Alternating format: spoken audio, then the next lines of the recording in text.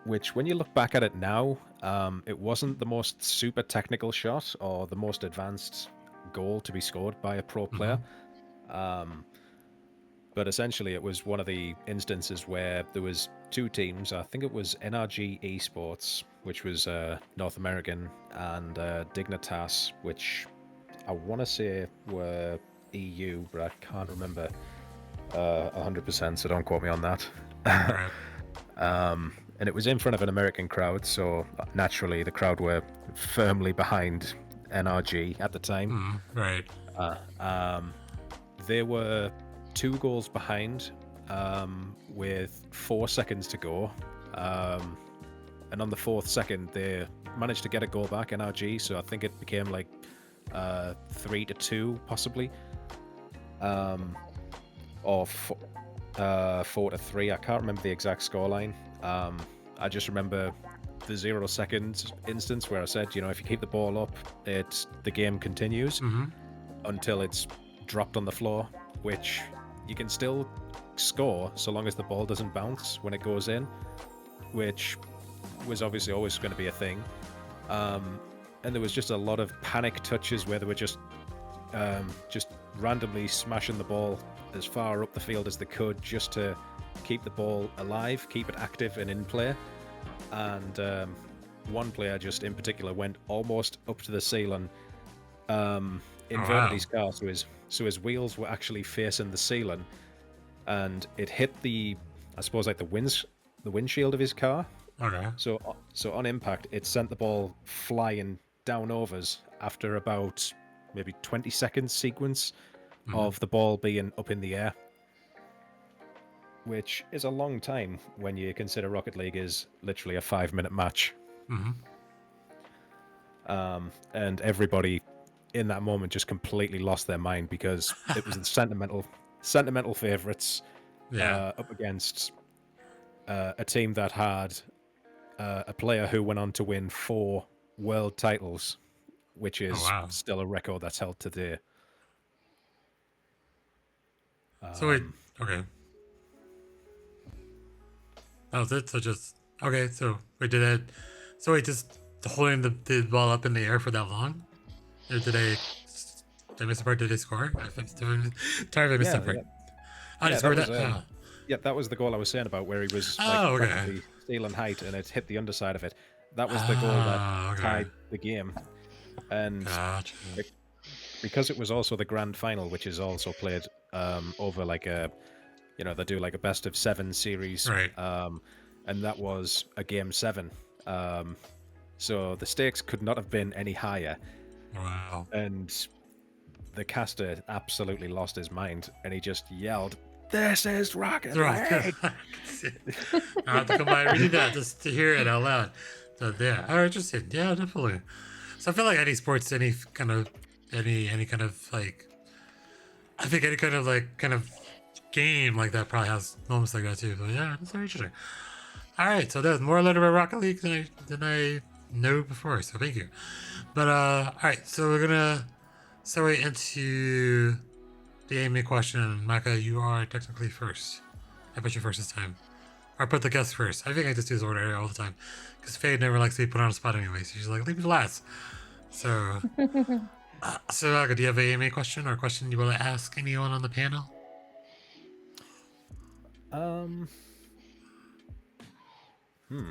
Good one. Do you guys have any... I mean, this is just an open question, so either one of you can take the lead on it.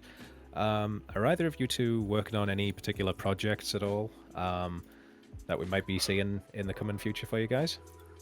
Oh dear. Oh dang. Any projects that I was working on are on hold as I'm getting settled up here, and I gotta get all my stuff unpacked, get a new job, yada yada yada. So unfortunately for me, no, not at the moment. Okay. I don't think I have anything. This is my project right here. It's already gone go. I mean, nothing new, really. This is like my only creative outlet for a month or so, every month. So I do that. And I get Faye to come in and banter with me too, so that's usually the crux of that. But no, I don't know yet. I want to kind of figure something to do I have different. concepts of projects.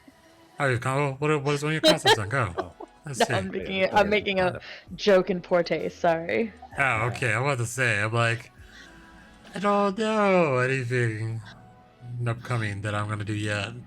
So nothing on the horizon except for podcasting still and streaming. But Maka, do you say that? Do you have anything you're planning on doing then coming up? I suppose, interestingly and almost boringly enough, yes. Is I'm actually it's on hold at the moment, but it's going to be something that I'm going to be doing when I do get the time to stream again. It's essentially a little project I've got called where it's basically games that I've never played, like ever, and the list of games I've got, some of them you genuinely would not believe that I've never even played them once. Some of them are retro, some of them are more modernized, I guess. Right. So recently, the past couple of months, I've been having a lot of fun with emulator games for PlayStation 1 and 2. I often talk about it quite a lot. But at the moment, I'm using it for almost nostalgia, just to scratch that old itch of playing Right. like a really old Need for Speed game. Most Wanted 2005, the greatest Need for Speed since Underground 2. Also have that. But like I say, I've got a bunch of games that I definitely have never ever played before. And these actually include things like The Legend of Zelda. Never played one before. Never have. Wow. What? Never ever any what? Okay, wow. What? This is a catchphrase. You never played this game before? Yes. Never ever ever in my life played them. I kind of don't want to Wow. watch too many streams of them either, because I feel like I would almost be spoiling it for myself in a way. Yeah. Although, Faye, I think you might have played a Zelda game before. I might be wrong. I have done 2 on my channel, but they're both newer. So if you're starting with like Ocarina of Time, or I would highly recommend starting with Ocarina of Time. You wouldn't have seen that on my channel. No. But when most people think Zelda game, the first thing that pops in their head is Ocarina of Time. Okay. So yeah, there's that one. Okay. Castlevania. I've heard that one is a really old one that got a lot of positive reviews back in the day. I think it was Symphony of something, the Night, possibly. I think so tonight. Yeah, sounds right. Familiar. Yeah, I'm just winging it at this point. Yeah, Symphony of the Night. Yeah, it's definitely that. So this kind of leads into retro gaming, but is it just because like, can you? I'm still like baffled that you've never played any Zelda games. So like, what was the like the idea behind this, or like why? She's like, I'm gonna go play games I never played before because it's retro now. Like, why? You good? Because well, at the time when they were popular, obviously the bit of a kind of a tragic backstory was we didn't have that much money growing up, so video gaming for me kind of, I'm not saying it took a back seat, but it kind of stagnated a bit from playing some of the same games a lot of the time for a long period of time. So it was actually to the point where I couldn't actually complete Grand Theft Auto San Andreas until it became digitally available on the Xbox 360 in 2014. All right. So that was kind of difficult for me to grasp my head around, that in that sort of time frame from 2004 till 2014, an entire decade of people completing it over and over and over again and again, and I'd never even completed it once because of the laser burn that I got on the PS2. Well, hey. And obviously the not much money to be able to afford Yeah. games at the time. True, it makes sense. But now I've kind of got this opportunity now with obviously emulators where they're technically free but questionably legal, I guess. Questionably legal. That is true too. Accurate.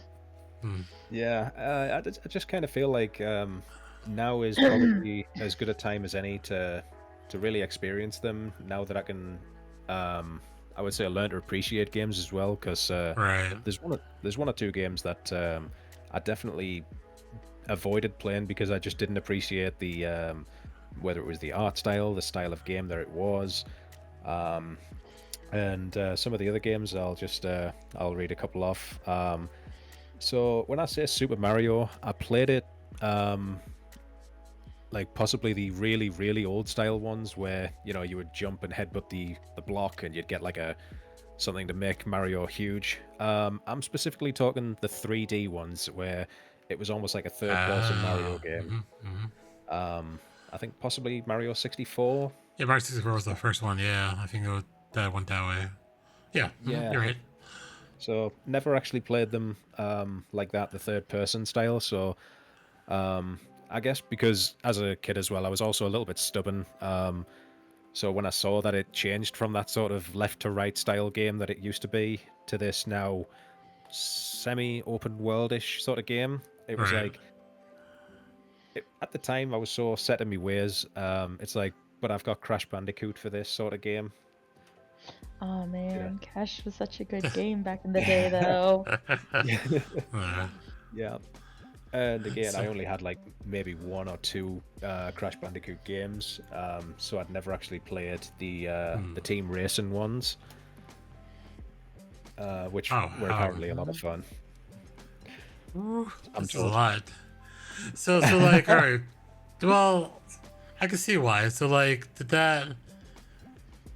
Because I feel like if you talk to any, well, you know, like any child or anyone that had, I guess, access to games at that time, did this seem? I'm just out of curiosity because like this is a major like component of my life overall, like video games, since I was a kid. But like, did that ever? Like, I mean, you have the opportunity now, but like as a kid, did you feel like that's something you're missing out on, or did that make you any like? Oh yeah, for different sure. to like look at it. Yeah, I did feel a little bit left out, especially when people were bringing in like handheld games consoles.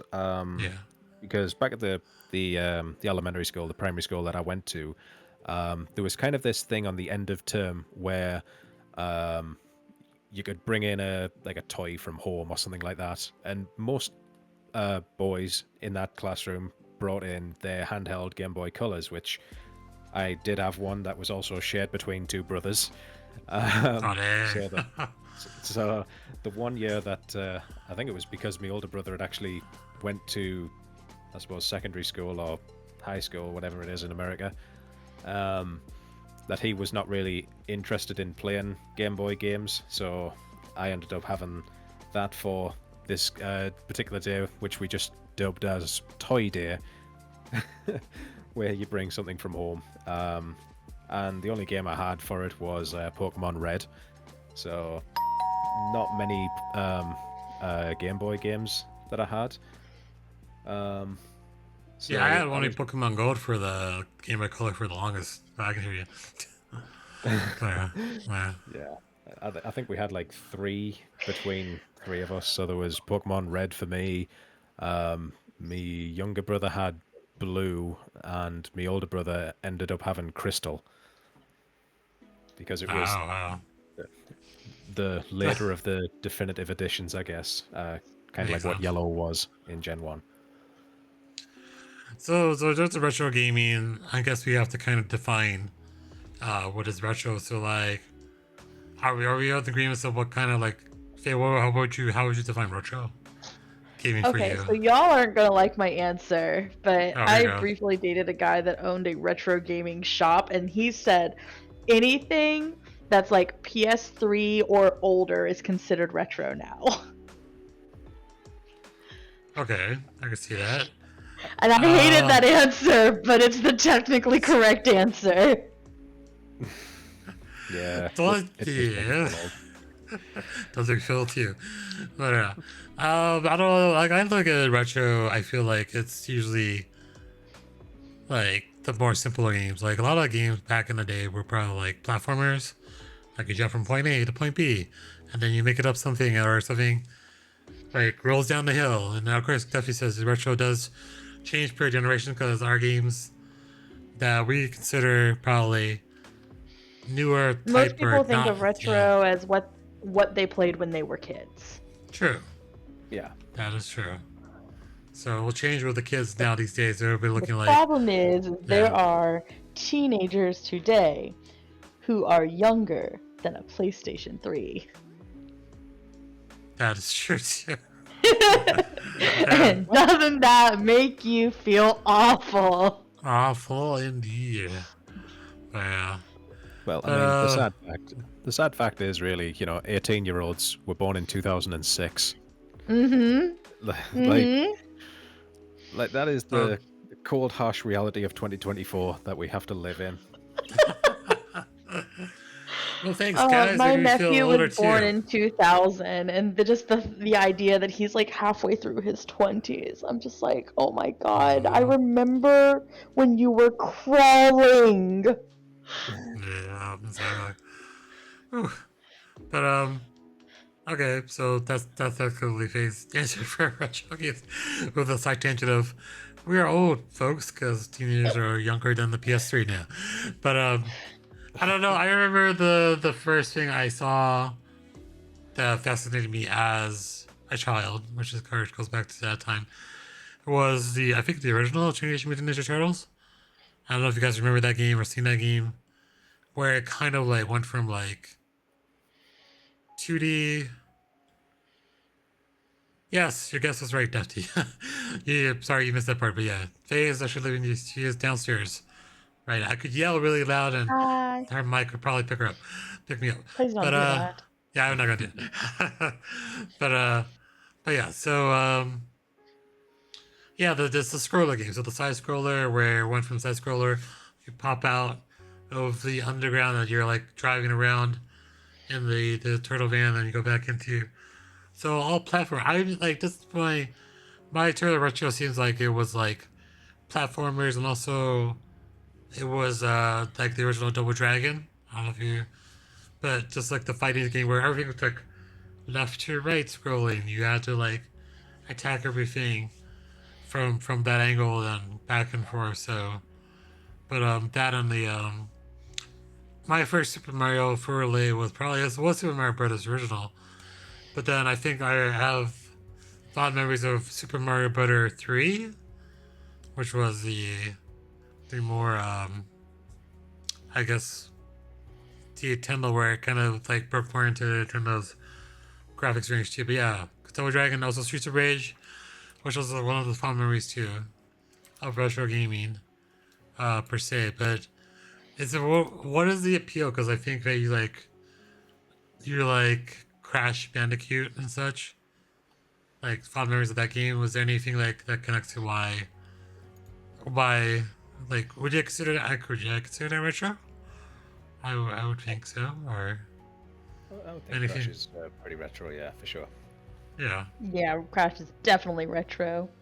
Yeah. I don't think they've even put out a good Crash Bandicoot game in like 25 years. There you go. Do you guys So, remember like, when the remastered one? Sorry, The remastered. about 5 or 6 years ago ish. They did the It's About Time, I think it was, and was it the Insane trilogy as well? They basically brought them all back or forward and remastered the not Crash remember Bandicoots. I remember hearing something about it. I don't remember seeing any like reviews or anything. I have a question. I don't want this to be my Emma question because I have an actual question for that, but just a random thought popped in my head. Do you consider a remaster to be a new game in the series? Full air quotes on that last part too. Like if I say they haven't put out a new good Bandicoot in 20 years, and then you bring up the remasters, and let's say the remasters were good, and I'm just using this as an example, would you consider that because it's just the old game but new graphics. No, I would think not. I don't know. Maka, what do you think? I'm thinking if it's the same game, essentially, like same missions, just with polished up HD graphics, and none of the voice acting has been messed with, then it could be one of those possible. Because I have seen some of them with Call of Duty games. They brought Call of Duty 4 Modern Warfare Remastered, which it was essentially the full same game. It did everything else except they threw in, obviously, polished up graphics and what have you. All of the old glitch spots were still there and active. They also threw in a bunch of other like game modes as well, like more modernized ones. Things like prop hunt. So essentially, one team were inanimate objects, and the other team went blind for like 40 seconds or something, while the other team of props went and hid for a while, and then the team of seekers had to go and hunt them out, essentially. That was never in the original, so that never felt like it was a new game in the series, because everything about it was exactly the same, just with fun modes, I guess, for online. But in recent years, I've also seen Call of Duty do.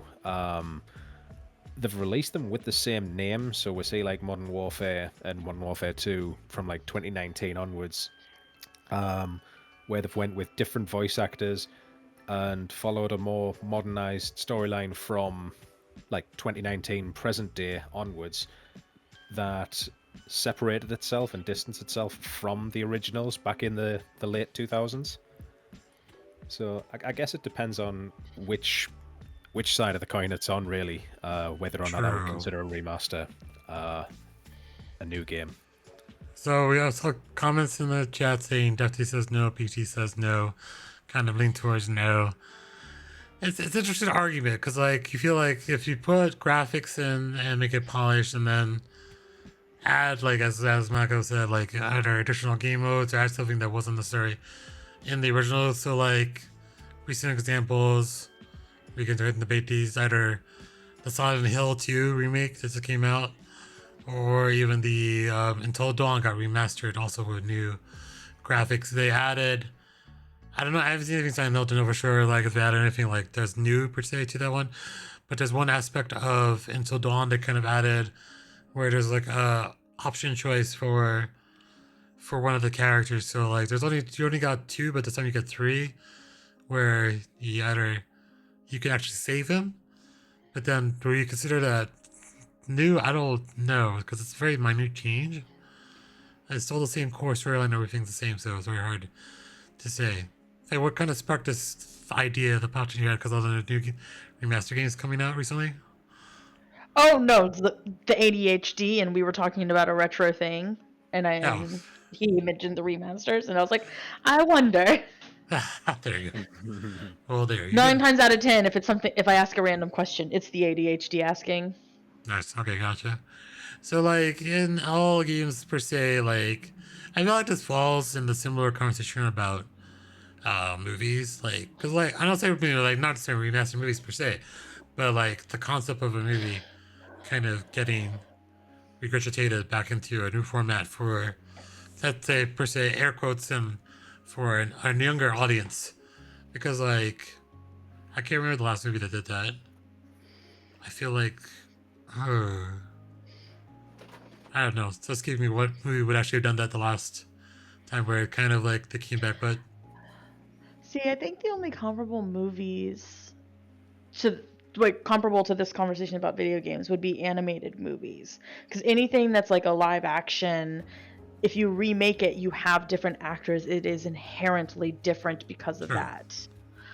Like, but animation, yeah, they could update the art style. Maybe, technology at the time didn't let them show things quite as crisply as they would have wanted to. So when they do it, they maybe switch it into the new CGI art style, like the Pixar is known for, or maybe they just create cleaner lines, and then that I could see the argument on like, okay, is this new or is this just a remaster? Because when we have Yeah. remasters of animated movies, a lot of times we lose detail. Like they remastered Cinderella as an example, and when they did that, you actually lost a lot of detail that people forget was there. Like in her dress, that was a big one, where her dress is actually a pale blue in the original, and then when they remastered it, the process that they put the whole movie through made her dress look almost white, like a silvery white, and it removed a lot of the line work from the dress, so it looks more just like a blob. And then people like look at that remaster version and they think that, oh, like artists didn't put movement in the dress, and it's like, no, there was line work that showed movement and things like that. But if we were to like remake it, obviously they would put the lines in the dress because it's supposed to be there. So, Very true. And it just got me kind of thinking like how to do with video games, because we haven't really seen something been both remade and remastered in video games that I'm aware of yet. No, I don't think so. Yeah, because everything seems like it's follow the same string of like of it. Like the yeah, I don't know. It's a good question, but yeah, I feel like yeah, it's probably not the same conversation because I think movie plots are usually been reused over and over, and that's kind of like the same. But you're right, because it's a remake, it's not necessarily like a remastered edition. Like the only other example, I feel like you would extended cut, but then extended cut is adding more footage to a movie already existing that wasn't necessarily in the original runtime of a movie. Yeah, it's true. It's different styles of retro that I would not see to done. But yeah. Are you back? Are you still out? Let me see the BRB. I don't know if he's there. Oops. Alright, we'll see. Alright, well, there's a lot of games of retro remembered, and a lot of people are a lot of audience members probably. So I think my first system was a Nintendo, an entertainment system back in the day. But I have all of the Nintendos at one point: Super Nintendo, Nintendo 64, Game Boy Color. I didn't think I went to GameCube. After 64, I think I jumped ship to... I know, there was the Wii after 64. And then after the Wii, I went to PlayStation. And then went from that route after that. So... But also Xbox. So, many video game systems in the past, for sure. But, alright, so... In terms of a question I have, and I guess we'll see when my list comes back, maybe if they can think about it herself. So let's say in a world where you had the choice to only play one game for the rest of your life, what game would that be? It's a very difficult question because we like a variety of games, but if you stuck and like you only could build the computer and like just the only game you could play ever, what would that be? I have a question, and the question determines my answer. Okay, go. Does the game continue to receive updates? I would If say it yes. currently is in a state that it gets regular updates. Yes. Final Fantasy 14. I knew it. Okay. But if you said no more updates, I'd have to actually sit and think about things. Okay, well, let's take both caveats then. So, Okay. if it was No, updates... then I have to...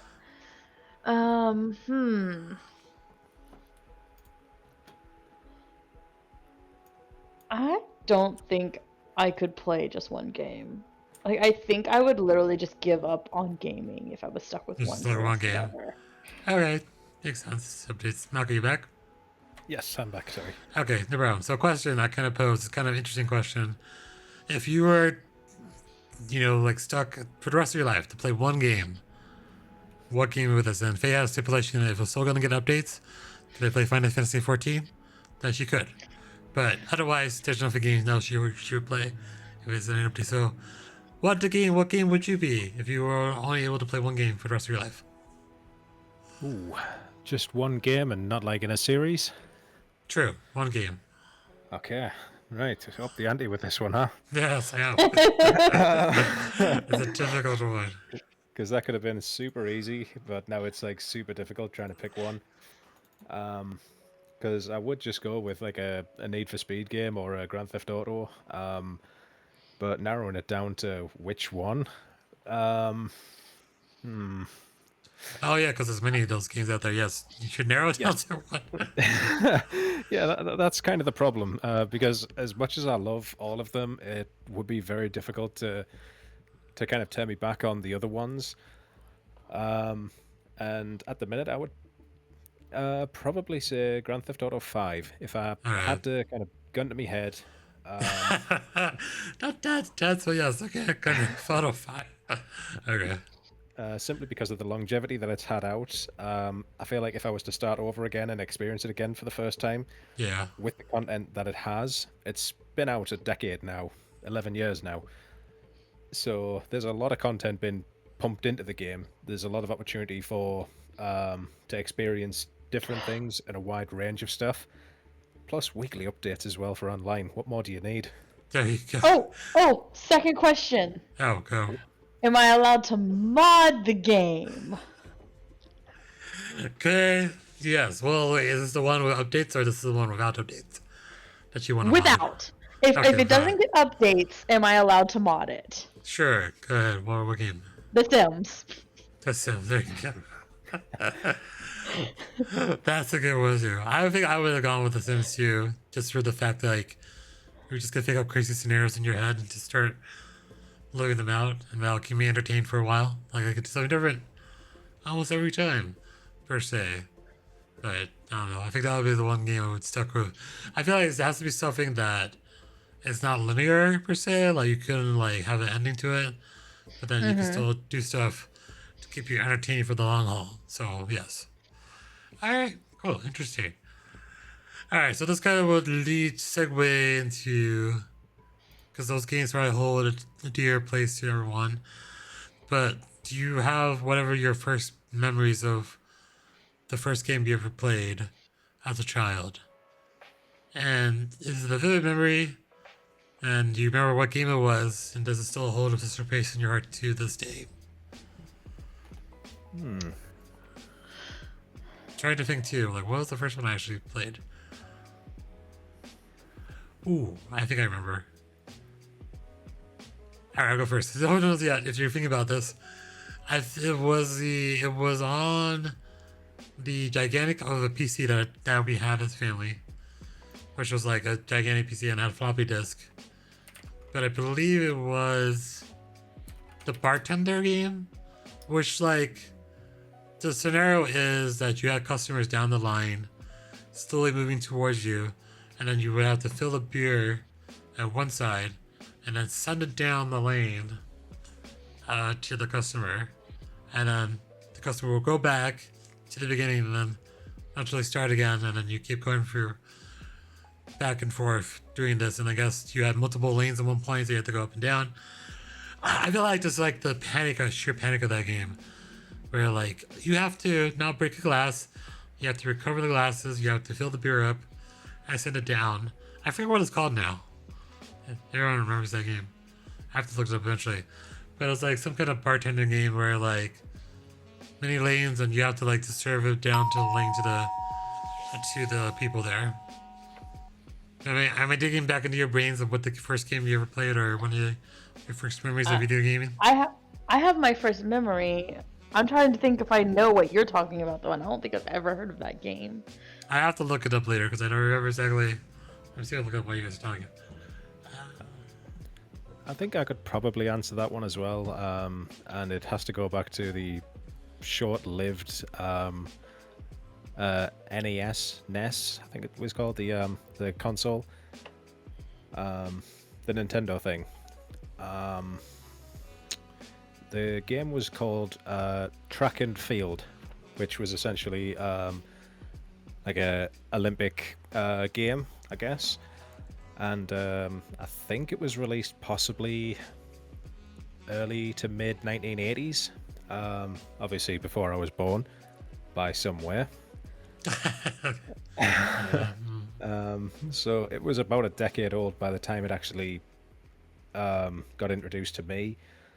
And I just vaguely remember it because we only had the NES for quite a short time because you had those like long, thin, rectangular controllers with like the two buttons on one side. Yeah, I remember those.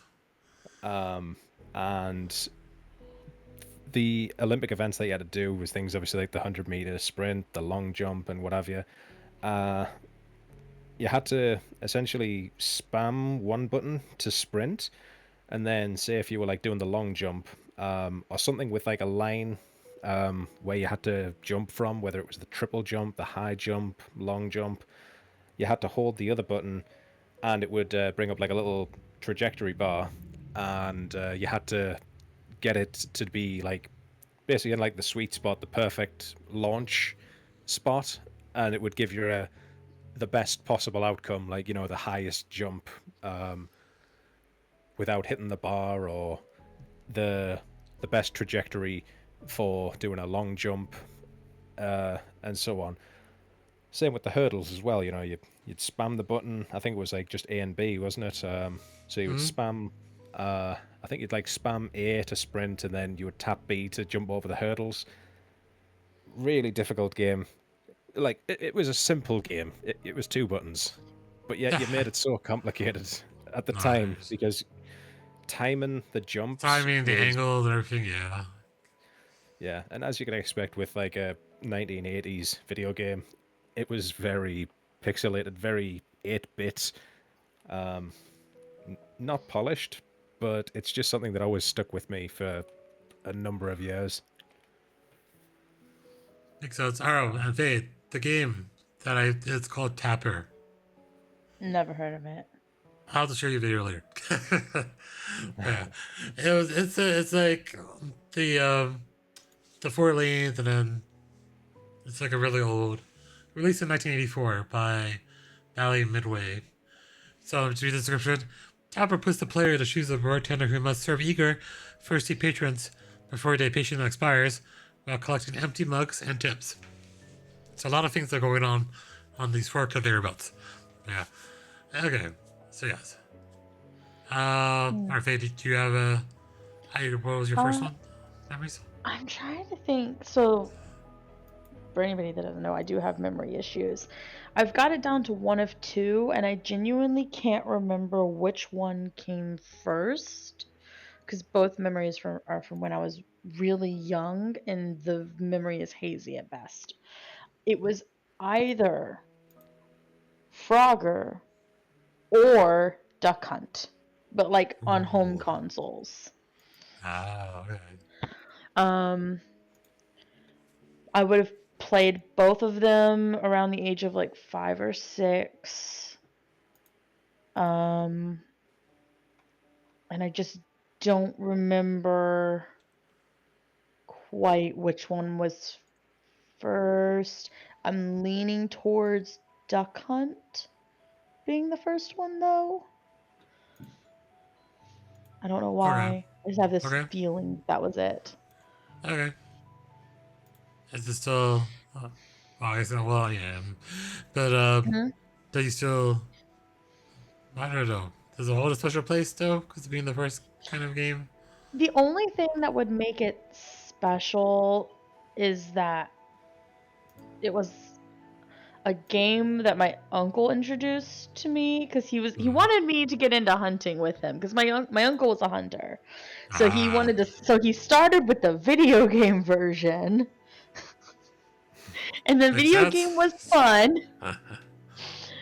And then he tried to introduce me to the concept of hunting actual animals, and I just burst into tears. And he never broached that subject again. Well, there you go. I feel like I remember the story at some point. You might have mentioned this before, but okay. That's interesting. Wait, is that the one where you said you were staying with your uncle for a while? I think that was right. Well, I have talked about this uncle before as well. Yeah, I have a memory of him where I was staying with him for like a couple weeks over the summer, and he didn't have kids and wasn't married, and so his house was very much for a bachelor. And he's like, what am I gonna do with this child for like 2 weeks? Mhm. So he went out and just bought a Sega console and a Sonic game because the lady at the shop said that that was what was popular with kids, Ah, there you go. and just had that there waiting for me. He's like, this is for you, so I'd have something. Nice. He wasn't he wasn't very in the know about kids, but he loved us dearly, and he Oh, tried there so you go. hard. Oh, there you go. Yes. I feel like earliest games memories kind of like. Shit, I do remember another game. I don't know. I see the order is also escapes me what came first. But I think Ghostbusters during the 80s had a really prominent video game too. I just remember because of things watching Ghostbusters when I was a kid. I was like, this is so cool. And there's a video game about it. But I can't remember which one came first. But it could be either or. Alright, so we're on to the section where it's going to be Faye for a bit. So, Faye, do you have a question for us? So I had a question kind of bouncing off of this question we were just doing about first games. Of the games that you played when you were like little, like of the first games, how similar are the games that you prefer playing now to the games that you played like when you were first getting into gaming? I would say completely different. I remember one of the first games as well as that track and field game. The first one I played on PC. This was at a school. They had like a little computer. This was when like the internet was being introduced to kids in schools. It was all brand new, fangled technology. Like what? And I always remember this one PC in like the back of the classroom. It had a game. I don't know what year it was, but it was called Load Runner, like LODE Runner. I think I've seen that one, yeah. I couldn't tell you which one it was because I've looked up since then, and there are quite a few of them now. But the only thing I could remember it was kind of laid out how Donkey Kong would be, just like with the ladders and the pathways and stuff. Except there isn't a damsel in distress, and there's not a giant ape at the top, or a silverback, wherever he is, chucking barrels at you. It wasn't a game like that. Instead, you kind of had the enemies coming down to attack you, and it was one of those ones where if they touched you once, you would like lose a life until you'd lost all 3 lives or whatever. But you did have, because obviously you'd play like the WASD. I think Q and E did a great ability where it would shoot a fireball at the floor, but the tile next to you, which it corresponded to, which created a hole that they would then fall in, and over time that hole would close itself in and essentially crush the enemy to death, which they would then respawn after a certain period of time. The idea was to collect all the little items that was dotted around the map and then make your escape up the giant ladder that was like in the center of the map, which was the hardest one to get to. So I would definitely say that that's not anything like a game I've played since. So, like, has that influenced it? I think Faye's trying to get to the point is like, is it totally different than everything you play now in comparison to that? I assume it is. Yeah, I can't picture too many games where I shoot fireballs at the floor. I mean, Mario? I thought I said I didn't play Mario that much. Yeah, she did play Mario. He did play Mario. Yeah, I was trying to think of any game that lets you shoot a fireball. Oh, that's true. True. I mean, Saints Row lets you shoot an energy ball, but that's different. It's kind of interesting for you though, because I feel like you play a lot of. Well, you're starting more retro now, but then if any correlation between what you played then and now, like I feel like just from like seeing what you play usually would be like anything involving sports, but then I don't know if that holds true here because I feel like you said track and field and Load Runner, but I don't know if it correlates to anything like similar to Rocket League, but I don't know. Yeah, in terms of sports, it was mostly FIFA games, so the football, soccer games. Um, I've had them since, I think, 97 was the earliest one I can remember. The only reason I know that is because it was the only one I've ever known to have an indoor stadium. So the ball would never go out of play, like out of bounds. So it would just bounce off it and just keep, like essentially pinging around the field. Mhm. Never seen that field introduced since, and I had them all the way up until maybe about 2 or 3 years ago. I just really got disinterested in watching and playing football as much. I still kind of half follow my team. You know, I have like the notifications pop up on my phone, and it's like, oh, my team are winning, good, and I just dismiss it.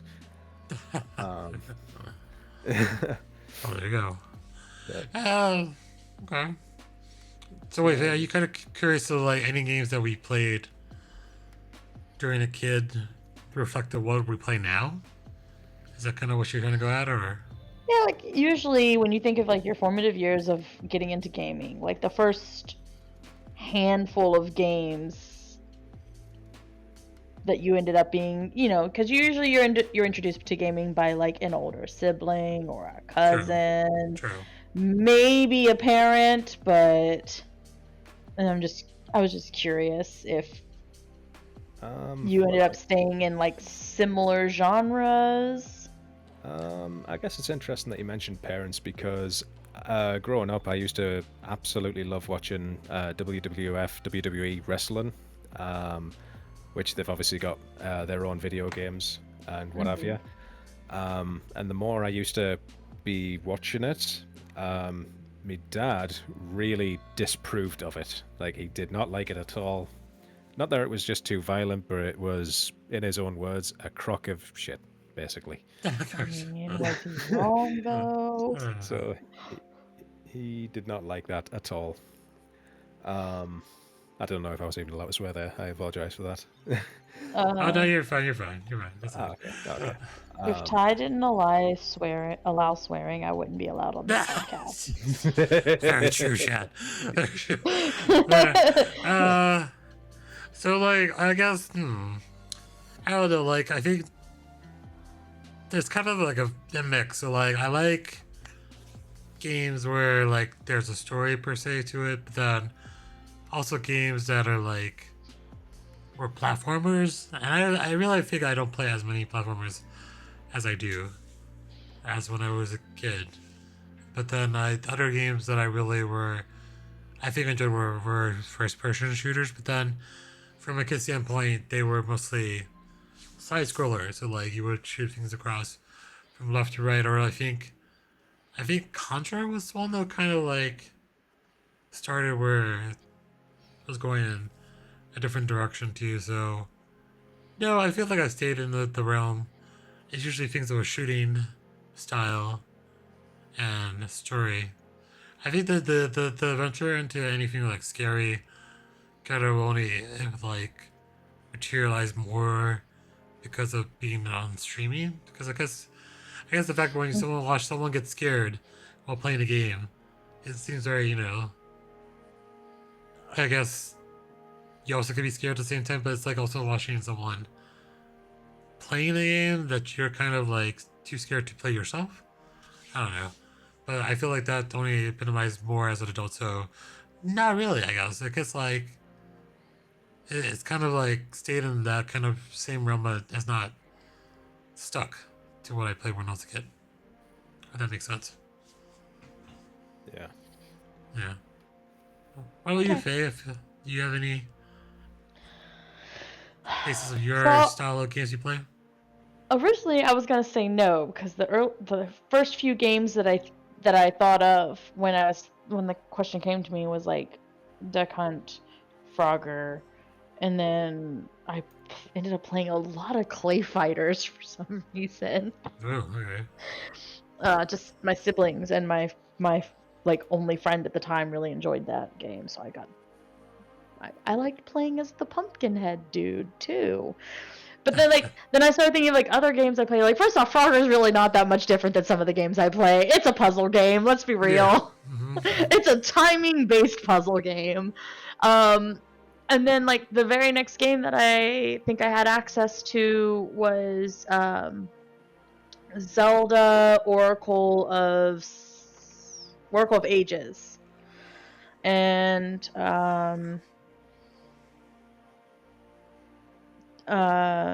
like a Pokemon game, and I'm like, okay, so like once I like those were the first ones that I picked out, and I'm like, okay, I did not actually veer that much off from there, pretty much from going forward after that.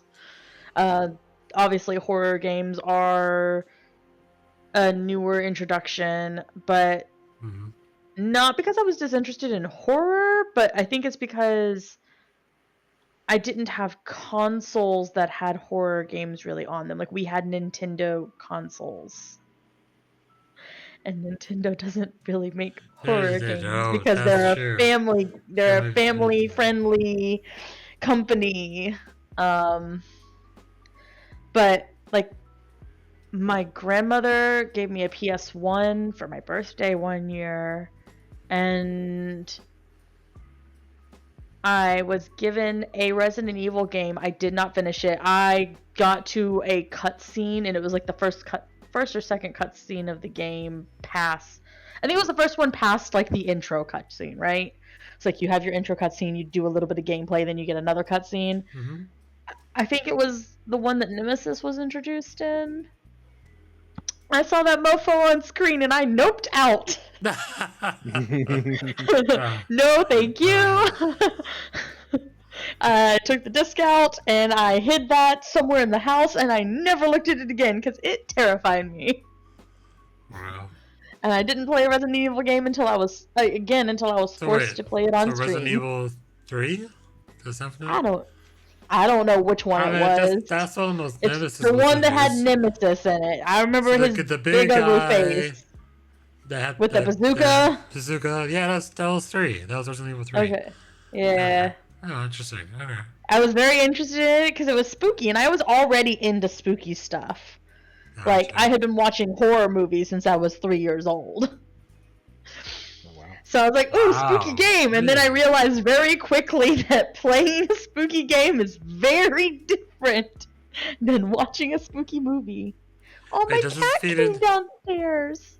Oh, yeah. Wait, are you, is this to lead into your fear of being chased, too? Because isn't Nemesis just chase you around in that game? I do not know if he does. I didn't get to that point. The first time you see him is in a cutscene, and I saw that cutscene and said, absolutely not! Wow. And I turned the console off. Wow. Would you ever go back? Because, Days of Age. I think Resident Evil is out 3? You're like, no. Maybe. That could be arranged, but the community's gonna have to do something. Dude, don't forget the Baldur's Street gate. I know. I've gotta renew that thing, because I've definitely been gone longer than I intended to be. Crap. There you go. But yeah, alright, cool. Interesting. I feel like, I think some games when you play you kind of let into your adult kind of interest for sure. Alright, so we're on to the segment that is long enough now. You probably could talk about the fake segment because you literally have been on the move for the last week or so. But what we want to talk about? Sorry, guys. I don't really have much to talk about in this segment at all. It has been an absolute nightmare trying to move. Everything that could go wrong did go wrong. I got stranded in Missouri for 11 hours. Got into fights with some of those charging station companies. Like, it was a whole thing. I went to a haunted parking lot. There was a light flashing SOS at me. At 3 o'clock in the morning, I'm like, I am not about to enter into this horror movie. Get me out of here. Oh, wow. Like I am smart enough to know to not go investigate that. Oh, dang. Like, how did the charging points go? Like, so, like, were you actually, like... Because I'm just curious, like, were they, like, in populated areas or, like, sometimes, like, in a, like, a park or... How So, they... it really depends on the network and things like that. There's a lot of parts of the U.S. that there's not, they're just as a bunch of small towns, right? And there'll be long distances between them. And I had an app that like kind of planned a route, but like none of these networks talk to each other, right? So the app just says, "Hey, we know that there's a charge station here and we think that that's where you should go." But then I also have the apps for every other one of the charge stations because I would look up that station on its designated app to see is it open and in working order. And there's one company that twice I went to their stations because it said it was working and I got there and it didn't work. And the problem is that when you're in the middle of nowhere America, I did not have another option. True. So the first time I got stuck, I had literally 6 miles left on my car. Like that was it. I could go 6 miles. The next charging station was 40 miles away. Ooh. So I called the company. I'm like, "Can you fix this? Can you like do something remotely?" Like the scene, because it wasn't like there was anything wrong with the actual machine. It was just kicking me back an error message. So I'm like, "Can you like do something on your end because I'm fucking stuck?" All they tried was turning it off and on again, and they're like, "Okay, well we've done everything we can do, so you'll have to go somewhere else." And I'm like, "There's literally nowhere else." Wow. I spent 2 hours on the phone with them trying to get that thing to work before they're just like, "Good luck," and then hung up on me. What? I really would get a stronger worded review. And then so I started calling around the businesses that I could see like where I was and basically being like, "Hey, I've got a weird question. Let me talk to the manager." And asking the managers, like, "Do you have an outlet outside? Would you let me borrow it? I will pay you for the electricity, but I am stranded." And so many of the businesses were, and I'm not going to get mad at them. They're like, "Hey, like, this is a corporate business and I am not allowed to say yes to this." Right. And I'm not trying to make anyone lose their job. Or their building does not have an outlet outside. Just Right. straight up. And finally, I ended up calling this gas station, and the owner of the gas station was a woman. And I definitely think that had something to do with why she helped me, because I think she could hear the panic in my voice. At this point, I've been in this town for 3.5 hours. And I was like desperate, because this was the furthest place that I had called. And she's like, "I have an outlet. Come here. I'm going to get my employee to move their vehicle, and you can stay here as long as you need." Wow. Because I had a slow charger. It's very, very slow, because it's meant for like just charging overnight. So it goes super, super slow. Literally, it gives me like 4% battery an hour. You're talking like And the I standard needed- outlet, right?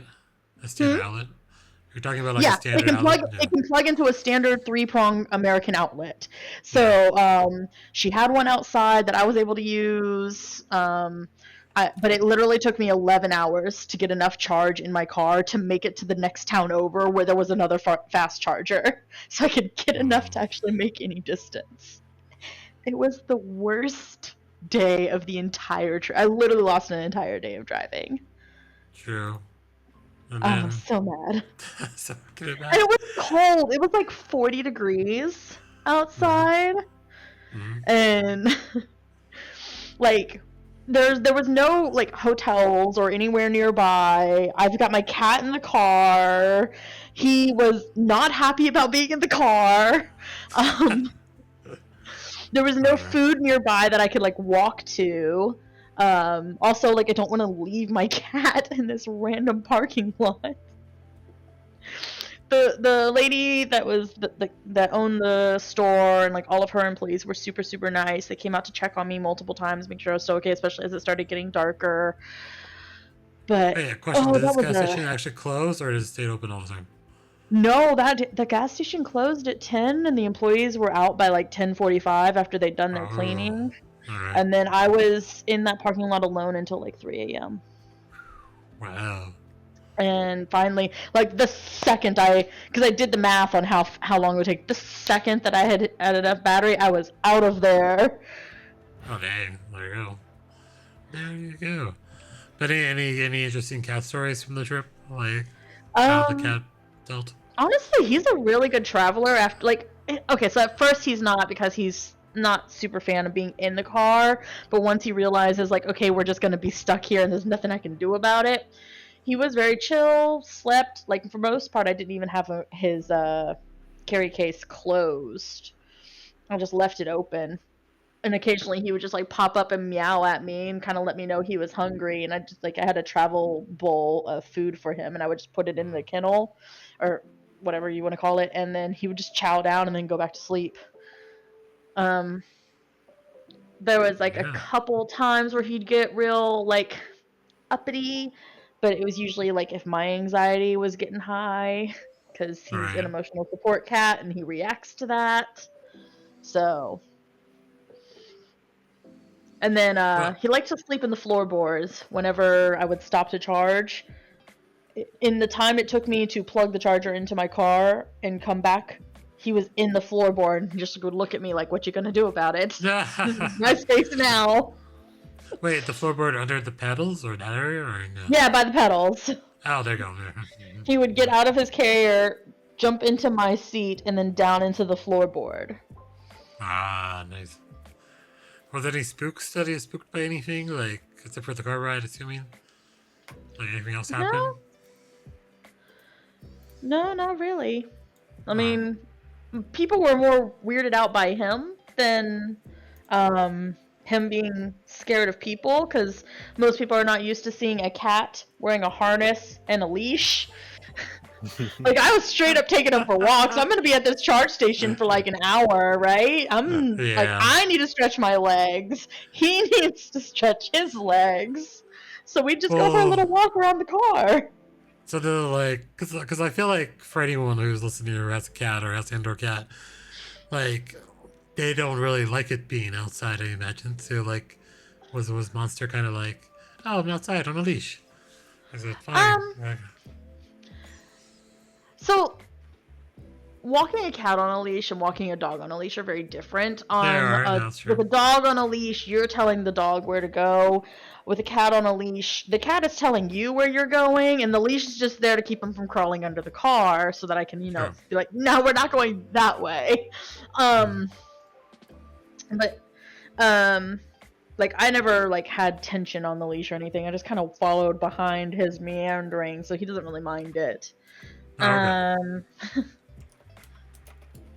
Interesting. he Yeah, I feel doesn't like loud noises, so like occasionally the charge stations will be at like gas stations, specifically at truck stops. Right. And eventually some truck will roll in and the big like sound of their like brakes or something would happen and he would like dive back into the car and then like bounce up and into his kennel. He's like, fuck that, I'm staying inside for this one. So Yeah.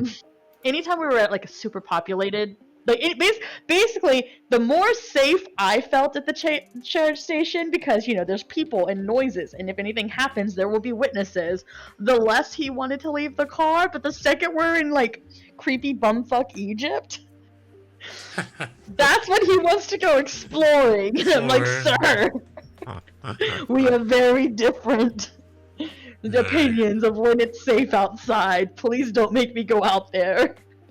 There you go. There you go. Well, I feel like it's interesting just to hear because, like, it's a very, how do you describe it? It's like not atypical experience, I guess, of traveling with a cat and a trailer and an electric car. To put all those three together. So, but I think you did make it. So, I mean, props to you. I'm saying. Honestly, like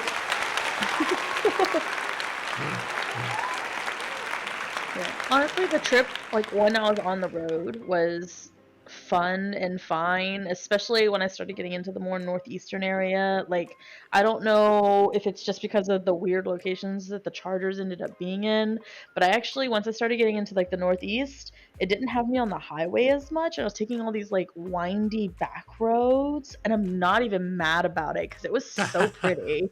It was so pretty. True. I feel like in Texas, everything's kind of like spaced out, though, right? Like if you're going from Everything's city to very, very city. spacious, but it's also very flat. True. Yeah, So, and PA's got like, like there's not a lot of hills trees and or, trees. That is true. yeah. That's weird. So, but yeah, like it's spacious. It's like you never have to worry about running into another human. But again, that's kind of also disconcerting. That's true too. But yeah, I feel like making though I did like one road trip to West Virginia or Virginia, Hmm. but like this one stretch is like one road straight down. It stops at, it like crisscrosses through Maryland and Delaware because like it's like because like the way that part of the peninsula is kind of it's like so you could be like three countries within the span of like an hour or three states. I say countries like say states in the span of an hour. Like but then like there's nothing on the road. I feel like my comparison to where I feel kind of more like I have stuff to look at and I feel good. But then like when there's nothing, like just trees and stuff, and I'm just like I am so bored in my life driving the straight line because like when it's straight too, it's like kind of like you're not really pretending like have to stop or have to like turn in your direction, and I get really like that comes to be boring at some point of driving in a long trip. But never know. But did you ever like? I know it's kind of like a one stop to the next stop. Did you see anything out of interest, or just like it was just like drive to the next charging spot and that was it pretty much? Yeah. See, what I find interesting and what most people find interesting are very different things. Well, do share. I don't remember where it is. I'm gonna have to look it up. But I went through like a quilting museum. I saw a sign for it Oh, well, cool to as I music. was driving, and I'm like, if I wasn't literally hauling this trailer and had a cat in the passenger seat, I would absolutely stop there. That's very. Um, but no, for the most part, my focus was just getting us to the next location and making sure that we both had food and water and didn't get into a car crash. True. I'm just so amazed because you told me you only had a hotel for the first 2 nights. And Yes, after that was like charge and then go to charge, sleep as much as you can, and then once you're ready yeah. to go to the next one, So right? if I felt safe at the charge station, then I would wrap up my jacket and use it as a pillow and catch some sleep because I'd be there for like an hour to an hour and a half every charge.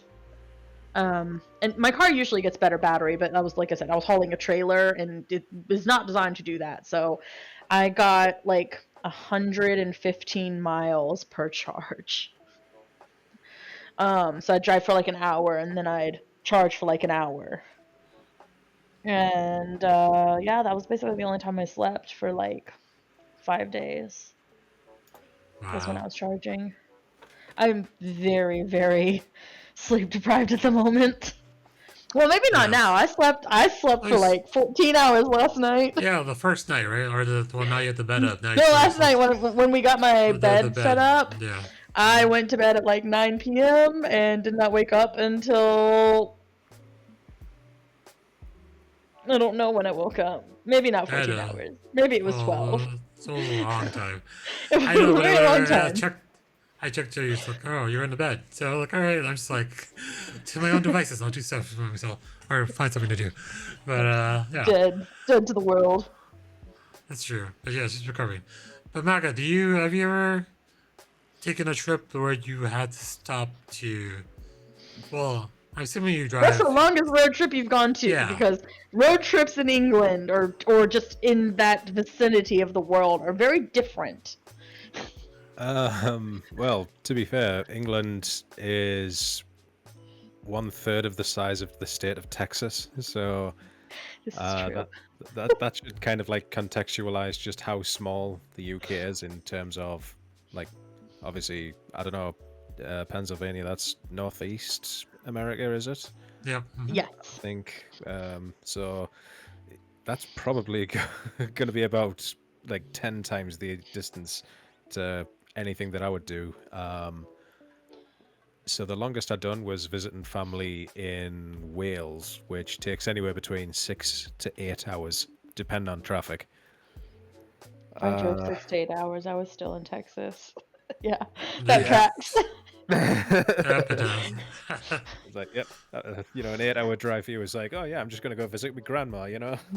Like for me, it's Right. like I'm visiting the Queen. You know what I mean? That's an 8-hour drive for me. Well, when she was still alive, obviously. God rest her soul. Yeah, it was quite a weird trip down to Wales. Because I don't quite know how your highways work. Obviously, you drive on the other side of the road. True. So our slower lane is the far left-hand lane, I guess. Then you would have the right-hand lane for overtaking and then kind of merge back in.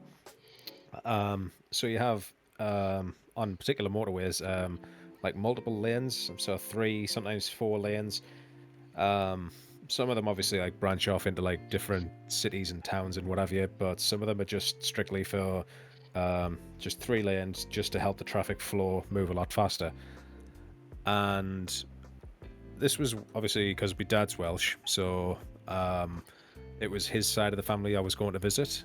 So he's driving me down, and he's got a big van, and we're kind of just driving along, and it's quite a nice day. So there's obviously somebody with a kind of sunroof down. You know, he's got the roof down, enjoying the sunlight and that. But anyway, we just being able to look down into his car, and he seemed to just have in his, like, he had the steering wheel was pressed between his knees. He was in the middle lane, by the way. I might just want to point that out. So he's like kind of in the lane used for overtaking the slow vehicles, but not completely hauling ass in the outside lane. Mhm. And as we're driving past, because we're thinking, what the hell is this guy doing? He's been in this lane for the past like 7 miles or something now, and he hasn't moved back across. It's like, what are you doing? So we thought, okay, let's get around this guy. And because we're in a van, we're higher up and we can look down. And like I say, steering wheel wedged between his knees, so it's like keeping it straight. And across his lap and in front of the steering wheel, I just saw it very faintly but very distinctively. He had a newspaper and he was doing a crossword puzzle. What? Wow. I was totally not That's seeing that going that direction. amazing. But what? A crossword puzzle? Yeah. My mind was totally going left field on that, but crossword puzzle's even better. Okay. That is fantastic. I mean, surely he must have had like cruise control on, because he was doing a solid Probably. 60 miles an hour the whole journey as well, Wow. in a 70-mile-an-hour zone. Wow. Okay. Well, there you go. I don't know if I could top that. I feel like my car trips have been, because I drive an electric car, so I kind of have the same I guess angst about like if you can't get to a charging spot in time, or a charging spot is broken or is available. So like I did make it at one point. So like one of my trips coming back from a vacation, I think in Long Island. So like coming back to New York, I was going like, I'll stop at a charger, but then the charger was full, and I was like, all right, well, do I have enough to make it to the next stop? And next stop was my house, where there's a charger. I was like, I could do it, and then like slowly watch it trickle down to like, I am under 5% left. Will I make it to And then eventually, like, I made it with like 3% left. I was like, oh my god. It's like the first fear when you drive an electric car is just like, do you have enough charge to make it to the next charger? And it's always like a gamble you pay. And then of course, like having to tow something that kind of degrades your battery more because the battery's doing extra work to tow something behind the car. But just like, yeah, electric cars are fun. Mhm. I'm just saying, like, just you do trips, it's kind of like, gamble away if you can actually make it to the next charging spot and get enough charge to make it to the one after. But I mean, the one thing about Tesla's network, I feel like, because like it's so established, like, just a question, because like the one chargers you use, say, were they usually just one out of spot or two at least, or Unfortunately, yeah. So I yeah, love my car, but if I knew then what I know now, I wouldn't have gotten it because the charge port for my car, um, because in 2023 the US made there's like a federal standard now, and of course Tesla doesn't use the standard, but Tesla puts up their own charge stations, so that's its whole own issue. But because there's a standard for the charge ports, and mine is not it. They are harder and harder to find out in the gotcha. wild. So the stations that I went to, like sometimes at the location there would be 4 to 8 stations, but only one of them would have my plug on it. I see. So if that one isn't working for whatever reason, I'm just up shit creek without a paddle. There you go. But there's always the reliability of an emergency charger where you go someone's outlet and plug in. Yeah, But and it's I very did have slow that in option. comparison. I had that option luckily, or I would still be in Missouri. Yes, chat, you would not see her. She'd be like, I am still in Missouri, stranded with my electric car and my cat. But she actually did make it to the final destination. So yes. Alright. I think we're into there. Anything else, Faye, you want to talk about, or that kind of sums everything up Mm, for nope, the I guess I for don't really have anything else new or interesting to talk about since that was literally my entire month was just getting ready for this there's a move move. and then doing the Gotcha. move. Gotcha. All right, so come to closing remarks. So thanks, Maka, for being here. Like, where can people find you? Um, what is your schedule like? Are you, and where else what are your socials are? I have a Discord somewhere. I think Faye might already be in it. I Discord am. somewhere. Uh, yeah, I think if you just go into my Twitch channel and just do the command exclamation Discord, it brings up the invite link. And in there, I don't necessarily have a streaming schedule. I literally have a work schedule, because it's just easier for people to see the days that I'm not in work. Which the next couple of Makes weeks, sense. I'm kind of especially because the next few weeks, especially, I'm doing a lot of additional shifts. So it's not until maybe the middle to the back end of next month is where I start to get a lot of free time. So it's where I've got a lot of the possible plans for the things we've talked about today, All right. to be kind of how should I put it, accelerated forward. Just doing it. Instead of just like putting it off until I get the perfect opportunity. Because I Okay. think there's no time like the present, right? Yeah, Yeah. likely does have like the presence. Okay, good choice. Hey, I know you're still moving, settling. Where you feel like you're gonna get back on streaming? Oh, I have no idea. As soon as I possibly can. My All right. computer and stuff obviously aren't in the house, so it won't be until I get that set up. But once my computer is set up, I will be going live as soon as possible. I'll make an All right. announcement in my Discord whenever I'm planning to do that, at least like earlier in the day or like All the right. day before. Gotcha. Keep an eye out, chat. Keep an eye out. All right, and then definitely everywhere else, you know where to find me, your channel. Titanical on YouTube, Kick, and Twitch. And we'll be back again tomorrow morning for some Turkov. Alright, so, and there, thanks again for being here, guys. Thanks, Michael.